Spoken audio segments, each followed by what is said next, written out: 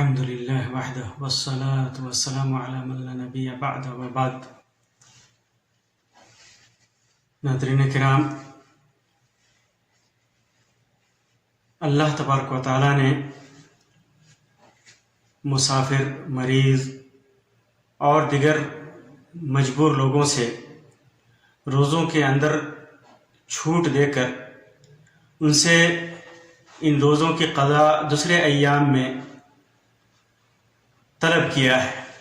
چنانچہ اللہ تبارک و تعالیٰ فرماتا ہے فَعِدَّةٌ مِّنْ أَيَّامٍ أُخَرَ، یعنی اس کی گنتی جتنے روزے چھٹے ہیں اس کو دوسرے دنوں میں اس کی قضا کر لے۔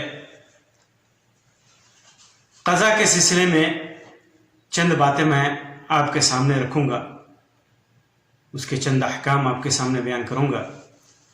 جب انسان کا روزہ کسی وجہ سے قضا ہو جائے تو اسے رمضان کے بعد جب بھی میسر ہو، جب بھی آسانی ہو، جلدی کرنا اس کے لیے مستحب ہے، تاکہ ذمہ داری ختم ہو اور جو فرض ہے، جو واجب ہے اس کے اوپر، اس کو جلدی سے جلدی ادا کر سکے۔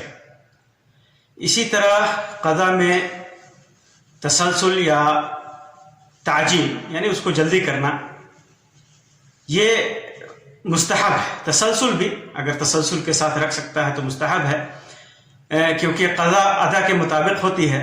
کسی وجہ سے تاخیر ہو جائے تو کوئی حرج نہیں، کیونکہ روزے کی ادائیگی کے وقت میں خاصی وسعت ہے، اللہ تبارک و تعالیٰ نے وسعت دے رکھی ہے۔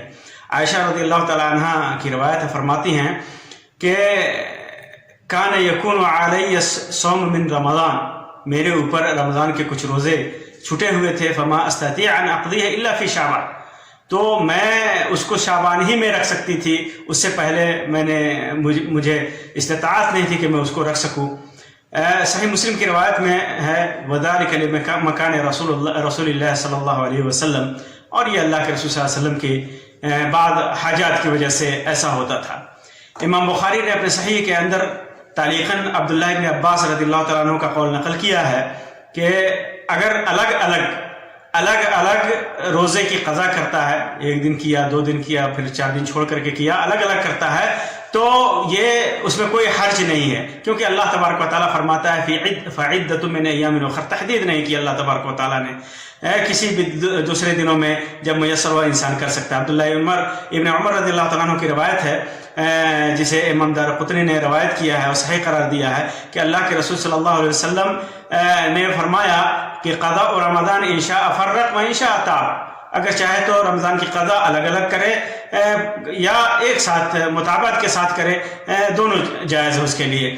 اسی طرح عائشہ رضی اللہ تعالیٰ عنہ کی روایت ہے، جیسا کہ امام دارقطنی نے روایت کیا ہے، جس کی سند صحیح قرار دیا ہے کہ نزلت فعدۃ من ایام اخر متتابعات، یہ آیت نازل ہوئی تھی متتابعات کے ساتھ، فسقطت متتابعات جو ہے یہ منسوخ کر دی گئی۔ اسی طرح قضا کے لیے ایک مسئلہ ہے کہ اگر اگلے رمضان سے پہلے کوئی قضا نہ کر سکے تو کیا کرے۔ اگر قضا میں تاخیر ہو گئی یہاں تک کہ اگلا رمضان آ گیا تو یہ صورت 2 حال سے خالی نہیں۔ اگر یہ تاخیر کسی شرعی عذر کی وجہ سے ہوئی ہے، جیسے مسلسل بیماری وغیرہ، تو صرف روزوں کی قضا دے، اس کے اوپر اور کچھ نہیں ہے۔ اور اگر کوئی شرعی عذر نہ ہو، قضا کر سکتا تھا لیکن کاہلی اور سستی کی وجہ سے نہ کر سکا، اور پھر اگلا رمضان آ کر کے اگلا رمضان اس کا آ گیا اور اس کے بعد اس کو قضا کرنی ہے، تو ایسی صورت میں بلا عذر تاخیر کرنے کی وجہ سے گنہگار ہوا اور اس کے اوپر اس کی قضا واجب ہے۔ البتہ قضا کے ساتھ ہر دن کے بدلے کیا ایک مسکین کو کھانا کھلائے گا؟ تو اس سلسلے میں ائمہ کا اختلاف ہے، امام مالک، امام شافعی، امام احمد رحمہ اللہ کے نزدیک اس کے اوپر ہر دن کے بدلے ایک مسکین کو کھانا بھی کھلانا واجب ہے، جیسا کہ بعض صحابہ کرام جیسے ابو ہریرہ اور عبداللہ ابن عباس رضی اللہ عنہ سے منقول ہے۔ لیکن امام ابو حنیفہ رحمۃ اللہ علیہ صرف قضا کے قائل ہیں، کھلانے کے نہیں، کیونکہ اللہ تعالیٰ نے فعدۃ من ایام اخر کہا کے اندر صرف قضا کا ذکر کیا ہے، کھلانے کا نہیں۔ امام بخاری نے بھی اسی قول کو اختیار کیا ہے، جیسا کہ صحیح بخاری کے اندر امام بخاری نے اس کو نقل کیا ہے۔ اسی طرح امام ابن العثیمین کے بقول قرآن کریم میں مطلق قضا کا حکم ہے، جس سے پتہ چلتا ہے کہ کھانا کھلانا واجب نہیں ہے. جہاں تک بعض صحابہ کرام کے اقوال کی بات ہے تو وہ ظاہر قرآن کے خلاف ہے، کیونکہ اللہ تبارک و تعالیٰ دوسرے دنوں میں صرف قضا کا حکم دیتا ہے، اس سے زیادہ کا نہیں. اس لیے ہم اللہ کے بندوں کو اس چیز کا مکلف ہرگز نہیں کر سکتے جس کا مکلف اللہ رب العزت نے نہیں کیا ہے، الا یہ کہ کوئی دلیل ہو جس کو بیان کر کے انسان ذمہ داری سے بری ہو جائے. اور ابو ہریرہ اور عبداللہ ابن عباس رضی اللہ تعالیٰ عنہما کی جو روایت ہے، ہو سکتا ہے وہ استحباب کی بنیاد پر ہو نہ کہ وجوب کے، لہٰذا صحیح بات یہ ہے کہ صرف قضا کرنی ہوگی. البتہ تاخیر کرنے کی وجہ سے وہ آدمی گناہگار ہوگا، لہٰذا مناسب بات یہ ہے کہ صرف قضا کرے. اور اگر کوئی احتیاطاً ہر دن کے بدلے مسکین کو کھانا کھلا دیتا ہے تو یہ اچھی بات ہے. اسی طرح اگر کوئی آدمی قضا سے پہلے فوت ہو گیا، اس کے اوپر قضا ہے روزہ اور اس سے پہلے ہی فوت ہو گیا، اگلا رمضان آنے سے پہلے ہی وہ فوت ہو گیا، تو اس کے ذمہ کچھ نہیں، کیونکہ جس وقت وہ فوت ہوا ہے اس وقت تک اس کے لیے اختیار تھا. اگلا رمضان آنے تک اسے قضا کرنی تھی، فوت ہو گیا، موقع نہیں ملا، اور تو اللہ تبارک و تعالیٰ اس پہ پکڑ نہیں کرے گا. لیکن اگر وہ رمضان جدید کے بعد فوت ہو گیا تو جیسے قضا نہ کر سکا، اگلا رمضان بھی آ گیا، اس کے بعد فوت ہوا، تو قضا کی تاخیر کا سبب کوئی شرعی عذر جیسے مرض یا بیماری تھا تو اس کے ذمے سے بھی کوئی روزہ نہیں. اور اگر بغیر عذر کے رمضان آ گیا، بس ٹالتا رہا سستی اور کاہلی کرتا رہا، تو اس کے ترکہ سے ایک روزے کے بدلے ایک مسکین کو کھلانا بطور کفارہ لازم ہے. یہ قول اکثر اہل علم کا ہے، اور عائشہ رضی اللہ تعالیٰ عنہ اور عبداللہ ابن عباس رضی اللہ تعالیٰ عنہ کی رائے بھی یہی ہے.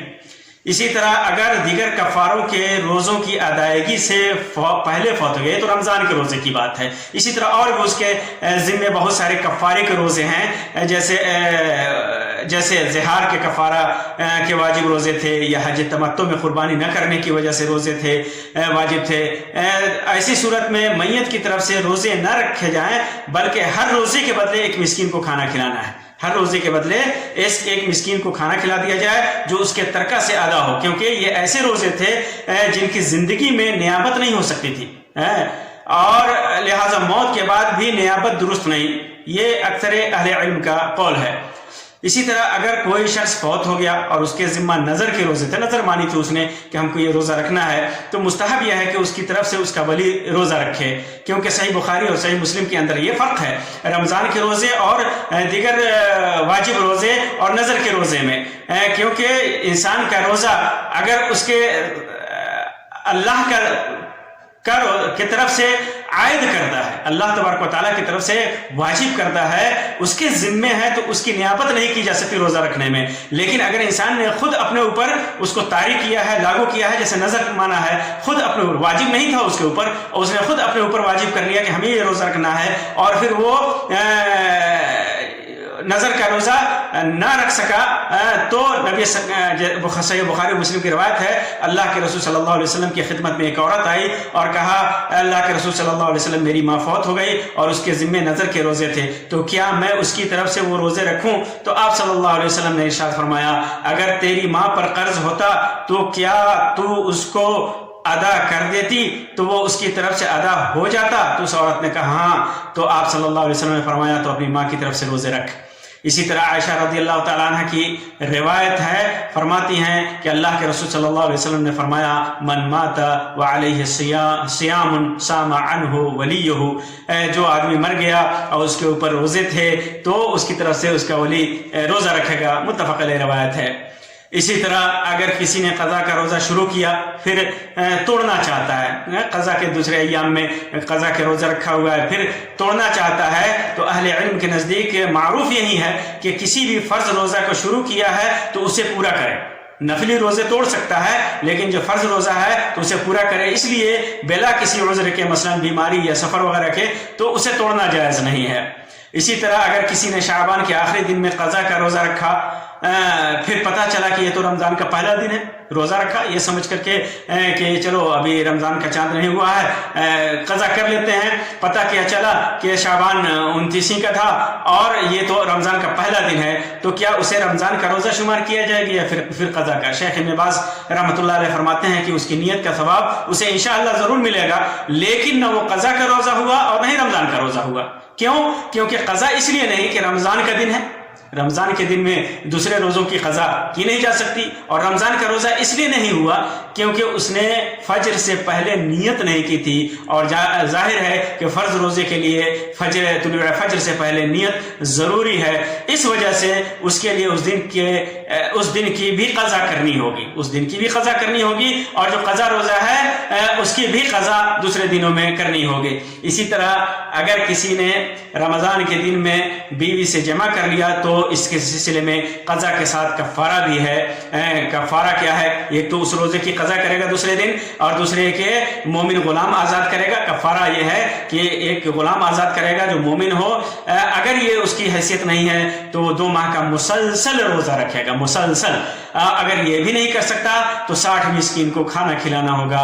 اگر یہ بھی نہیں کر سکتا تو اللہ کے رسول صلی اللہ علیہ وسلم کی ایک روایت میں اس کی وضاحت ہے، جیسا کہ امام بخاری اور مسلم نے اور اصحاب سنن نے ابو ہریرہ رضی اللہ تعالیٰ عنہ سے روایت کیا ہے، فرماتے ہیں کہ اسی دوران کہ ہم لوگ اللہ کے رسول صلی اللہ علیہ وسلم کے پاس بیٹھے ہوئے تھے، ایک آدمی آیا اور کہا، اے اللہ کے رسول صلی اللہ علیہ وسلم، ہلک تو میں تو برباد ہو گیا، ہلاک ہو گیا۔ تو اللہ کے رسول صلی اللہ علیہ وسلم فرمایا، ما لک، کیسے؟ تو اس نے کہا، وقعت علی امرأتی وانا صائم فی رمضان، رمضان کے دن میں اپنی بیوی سے صحبت کر بیٹھا، جمع کر بیٹھا۔ تو اللہ کے رسول صلی اللہ علیہ وسلم نے فرمایا، هل تجد رقبة تعتقها، کہ کیا تمہیں ایک غلام تمہارے پاس ہے جس کو آزاد کر سکو؟ تو کہا کہ نہیں۔ کہا، هل تستطيع ان تصوم شهرين متتابعين، کیا 2 مہینے کے لگاتار روزے رکھنے کی طاقت ہے تمہارے اندر؟ کہا کہ یہ بھی نہیں کر سکتا۔ تو کہا، کیا 60 مسکین کو کھانا کھلا سکتا ہے؟ کہا کہ یہ بھی نہیں کر سکتا۔ تو اللہ کے رسول صلی اللہ علیہ وسلم نے کہا کہ جاؤ بیٹھو۔ وہ آدمی بیٹھ گیا۔ کچھ ہی دیر کے بعد اللہ کے رسول صلی اللہ علیہ وسلم بیٹھے ہوئے تھے، ہم بھی بیٹھے ہوئے تھے، کہ اللہ کے رسول صلی اللہ علیہ وسلم کے پاس ایک ٹوکری میں بھر کے کھجور آیا ایک جھولے میں یا ٹوکری میں۔ تو اللہ کے رسول صلی اللہ علیہ وسلم نے فرمایا کہ این السائل، وہ پوچھنے والا سائل کہاں ہے؟ تو میں نے کہا کہ فقال انا، اس نے کہا کہ میں یہاں ہوں۔ تو اللہ کے رسول صلی اللہ علیہ وسلم نے کہا، خذ ھذا فتصدق به، اسے لے جا اور صدقہ کر دے۔ تو اس نے کہا، اعلی افقر منی یا رسول اللہ، اے اللہ کے رسول صلی اللہ علیہ وسلم، کیا میں ان لوگوں پہ خرچہ کروں جو مجھ سے زیادہ غریب ہیں؟ فوالذی بعثک بالحق، اس ذات کی قسم جس نے آپ کو حق کے ساتھ بھیجا ہے، ما بین لابتیہ اہل بیت افقر من اہل بیتی، پہاڑوں کے دونوں پہاڑوں کے بیچ میں، مدینے کے دونوں پہاڑوں کے بیچ میں کوئی بھی گھرانہ ایسا نہیں ہے جو میرے گھرانے سے زیادہ محتاج اور فقیر ہو۔ تو اللہ کے رسول صلی اللہ علیہ وسلم مسکرائے، حتی بدت انیابہ، اللہ کے رسول صلی اللہ علیہ وسلم کے دانت چمکنے لگے۔ ثم قال، پھر کہا، اذهب فاطعمه اہلک، جاؤ اور لے جا کر کے اسے اپنے اولاد کو، اہل کو کھلاؤ۔ تو ایسی صورت میں اگر اس انسان کے پاس 60 مسکین کو کھانا کھلانے کی وسعت بھی نہ ہو تو ایسی صورت میں انسان، اللہ تبارک و تعالیٰ اس کے اوپر کچھ نہیں، اللہ تبارک و تعالیٰ اسے معاف کرے گا، اور اللہ تبارک و تعالیٰ اسے اس کے اس غلطی کو اللہ تبارک و تعالیٰ معاف کر کے اللہ تبارک و تعالیٰ ضرور اس کی نیت کو دیکھ کر کے اس کے اعمال کو قبول کرے گا۔ اللہ تبارک و تعالیٰ ہمارے اعمال کو قرآن و سنت کے مطابق کر دے۔ اللہ تبارک و تعالیٰ ہمارے اعمال کو قبول فرمائے۔ اللہ سے دعا ہے کہ اللہ تبارک و تعالیٰ جتنی بھی ہمارے اوپر عبادتیں واجب ہیں، اللہ تبارک و تعالیٰ پہلی فرصت میں انہیں ادا کرنے کی توفیق عطا فرمائے۔ آمین یا رب العالمین، وآخر دعوانا ان الحمد للہ رب العالمین، وصلی اللہ علی خیر خلقہ وسلم، والسلام علیکم ورحمۃ اللہ وبرکاتہ۔